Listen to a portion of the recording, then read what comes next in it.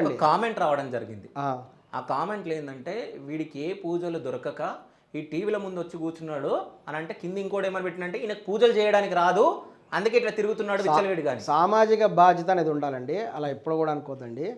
ప్రతి వ్యక్తి కూడా మీరు ఒక ప్రొఫెషన్లో ఉంటారు. ప్రొఫెషన్లో ఉన్నప్పుడు సామాజిక బాధ్యత కూడా కొంత ఉండాలి. కేవలము డబ్బు సంపాదన అనే ఆలోచన ఎప్పుడున్నా కూడా నేను ఒక పూజకి వెళ్తే నాకు డబ్బులు వస్తాయి, నాకు ఎవడు ఇవ్వాల్సిన అవసరం లేదు. చాలామంది అదే నా కాళ్ళకు దండం పెట్టి డబ్బులు ఇస్తారు, నేను అక్షంతలు ఆశీర్వచనం ఇస్తే నాకు డబ్బులు ఇస్తారు. నాకు ఇంత కష్టంగా ఏం అవసరం లేదు.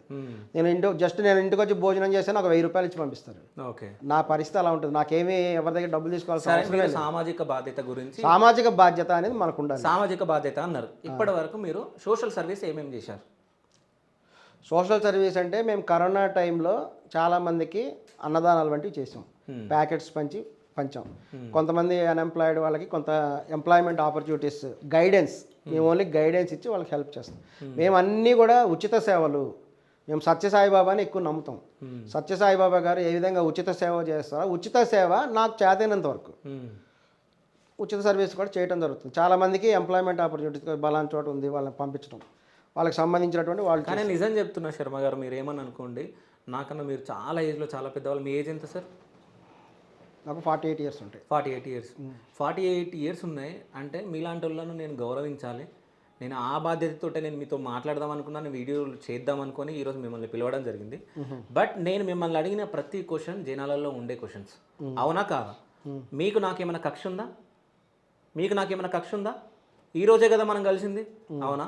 నేనేమంటానంటే 45 సంవత్సరాలు పెద్ద మనిషి మీరు, ఓకేనా? నలుగురికి మంచి నేర్పండి. మంచిగా చెప్తున్నామండి, చెడేం చెప్పట్లేదు. ఒక్క నిమిషం అండి, మీరు మంచిగా చెప్తున్నారని మంచిగా చెప్తాము. నేను ఏమంటే ఇప్పుడు ఇంకొకటి ఏంటంటే నా ఏజ్ అంతా కొడుకున్నాడు కదా. ఇంకొకటి ఏంటంటే మంచి చెడు అనేది మన చేతిలో ఉండదు. ఇప్పుడు నేను మీకు ఒకటి చెప్పాను, మీరు వింటారా? మీరు సిగరెట్ తాగుతారు, మీరు సిగరెట్ తాగుతానే నేను చెప్తాను, వింటారా మీరు? నేను సిగరెట్ తాగనే ఎగ్జాంపుల్ చెప్తున్నాను. ఇప్పుడు మొన్న December 31 జరిగింది, కొత్త ఇయర్ వచ్చింది.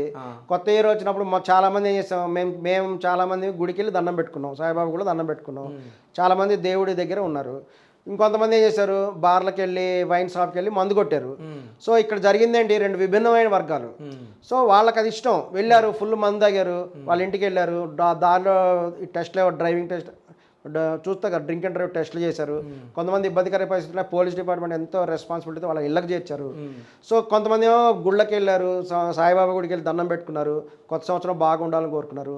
ఇప్పుడు మనం ఏంది, ఈ తాగే వాళ్ళందరినీ కూడా వచ్చి మీరు తాగొద్దు, గుడికి వెళ్ళండి అంటే వీళ్ళందరూ వెళ్తారా?